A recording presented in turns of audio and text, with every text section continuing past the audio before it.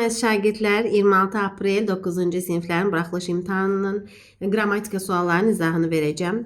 Little Sugar görürük. 13-cü sualda baxın bizə deməli uncountable olduğu üçün tək cavablar lazımdır. Is, was. D variantı. 14-cü sualda zaman, şərt və zaman budaq cümləsinin bağlayıcılarını tanıyırıq. If, until, till, unless. Baxın bu bağlayıcılardan sonra sadə zaman gəlirdi. Sadə zaman 1-də var, ikinci tərəf olacaq. Future'da sadə zaman var 4-də. 1-4. Doğru variantımız D variantı. 15-ci sualda which words mean a plant, bitki mənası verən sözlərimiz tree və flower 2-4 C variantı.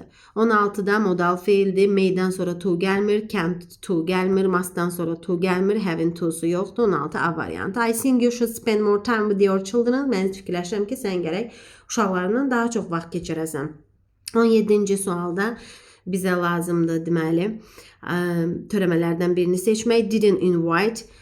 Jane didn't invite. Jane dəvət etmədi. İnkar cümlə olduğu üçün anybody heç kəsi from school to her birthday party öz ad gününə məktəbdən heç kəsi dəvət etmədi. Anything insan deyil. Nobody bu cümlədə iki inkar olmaz. Someone təsdiq cümlələrdə olur. Doğru cavabımız olacaq B variantı. 18-də negative meaning. Negative meaning yəni mənfi mənalı sözlər A variantında görürük. Rude oldu, kobud, impolite, nəzakətsiz. Qalan bütün variantlarda belə deyə bilərəm yenə də. Deməli, dürüst, sakit, dadlı, hər ikisi dadlı, tasty, delicious, faydalı, köməksevər, mükəmməl, ideal. Bu sözlər hamısı positive meaningdir 18-ə. 19-da close meaning yəni sinonimlər axtarırıq. Destroy, dağıtmaq, xarab etmək, xarabalığa çevirmək, to ruin, bunda o mənanı verir, dağıtmaq, to spoil da. 1, 3, 5 Y variantı. Encourage, cəsarətləndirməkdir. Ona görə 2-ni götürə bilmirik. 20-ci sualda deməli biz preposition mövzusudur. Sözünü the room was decorated, otaq dekore olundu. With toys, oyuncaqlar ilə C variantı olacaq. 21 article mövzusu yellow car sayılan təksim. Qarşısında mütləq şəkildə nə olmalıdır? E artiklı. E artiklı olan iki variantımız var. C, Y. In the park yer bildirən sözlərin qarşısında Z artiklı olacaq. Ona görə də ikinci tərəfdə Z. 22-ci sualda yenə definition mövzusudur. Deməli, attack hücum etməkdir. To start fighting or hurting somebody or something. B variantı.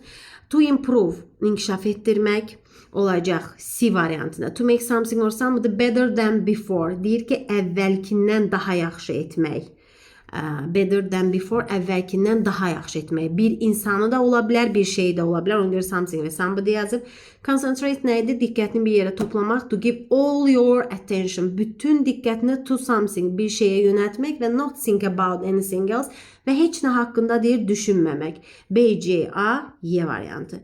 23-cü sualda deməli iki cümlənin ikisinə də uyğun sual sözü question word seçirik. Deməli both sentence hər ikisinə uyğun olan burada olacaq what. Çünki biz bilirik ki what'un nə və hansı mənalar var. What books do you usually read?